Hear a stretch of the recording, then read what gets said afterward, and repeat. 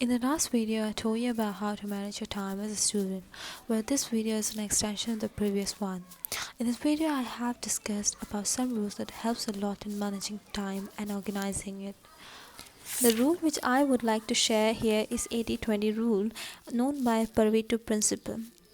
So the Pareto principle states that for many outcomes, roughly 80% of the consequences comes from the 20% of the causes. The vital few. Other names for this principle are the 80-20 rule, the law of the vital few, or the principle of factor sparsity, naming it after Italian economist Vilfredo Pareto, who noted the 80% 80-20 connection while at the University of Lausanne in 1896. Now question comes, what does it really mean and what was the concept behind it?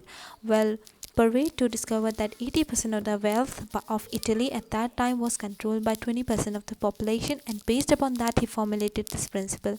Now we can take Pareto's 80-20 rule and apply it to almost any situation. Understanding the principle is essential to learn how to prioritize your tasks, days, weeks, and months.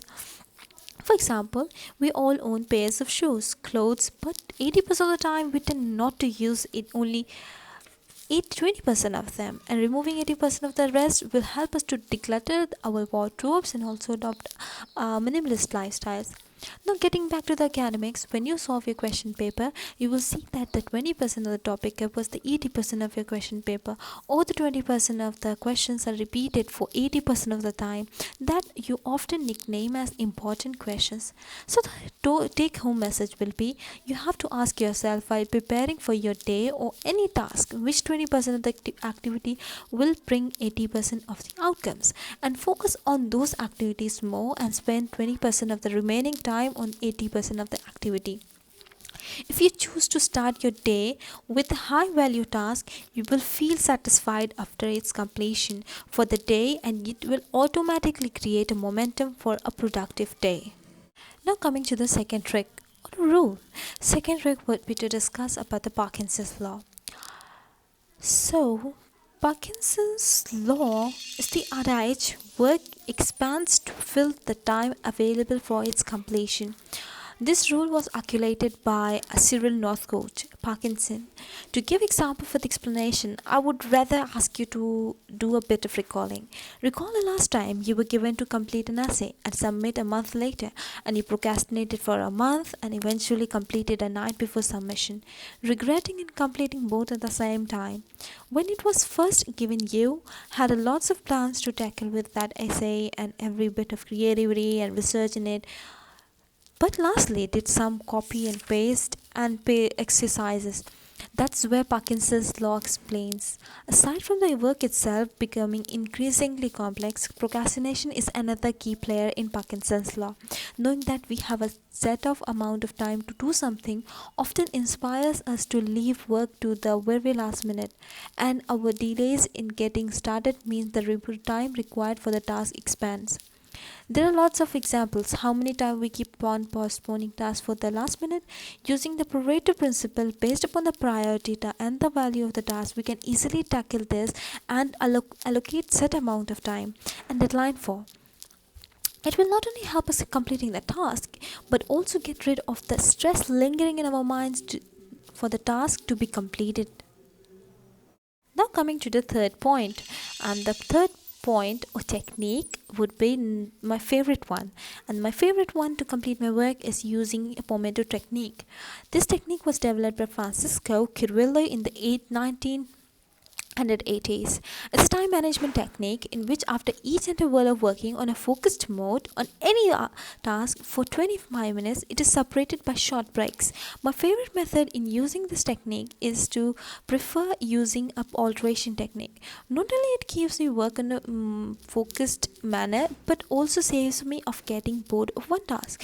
But you are free to use this task based upon your preferences. 2 minute rule. The name of the strategy was inspired by the author and productivity consultant David Allen. He has his own 2 minute rule for improving productivity, which states if it takes less than 2 minutes, then do it now, or just improve, make changing it if it the task takes 2 minutes, then we tend to do it. Often in life, we do so many activities based upon external forces driving us. We don't like doing it, or for its if it's not necessary, culminating it to eliminate self-discipline. Generally, we all know that waking up early is a good habit, but how many of us exactly wake up by ourselves, especially nowadays when everything is happening from a remote zone? Somewhere we are losing willpower and self-discipline.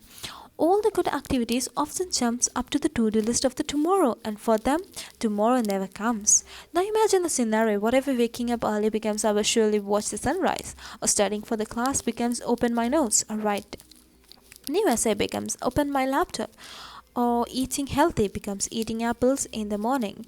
It's just tricking our mind to get started for the most important but delayed task, and the rest of the job is taken care of by our brains.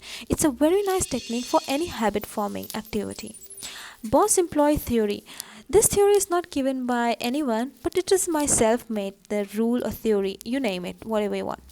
Well, in recent days, I have adopted this rule for my planning days.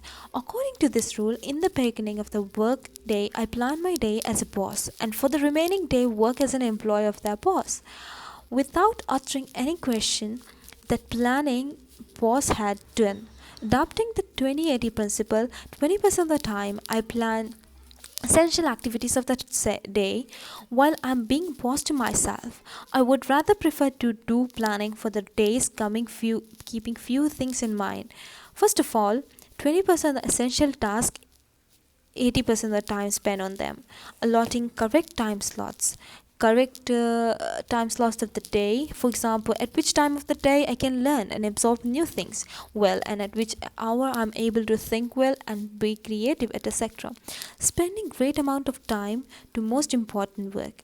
Now 80% of the time of working hours I spend working as an employee to my boss without questioning why or when it becomes easier following this strategy to get rid of stress of any work. Yeah, it is very for sure you will come across new idea while researching for any task. So I prefer to write these ideas somewhere and presenting it to my planning boss next time while planning. It's not only save times but also saves from unnecessary browsing webs and researching topics over and over again. So this boss and employee theory is nothing but acting accordingly according to our preferences at what time of day what we would like to do something. So these were few techniques which I love to adopt while working. You can also pick one and start experimenting in your daily activities. I would end up with this video with a favorite line of my friend who once said, if you don't plan your day ahead, then you had to be left like a boat on the ocean, allowing say small waves to move it wherever they desire, because it doesn't know or have a definite destination to begin with. Thanks for watching. Bye and hope to see you soon.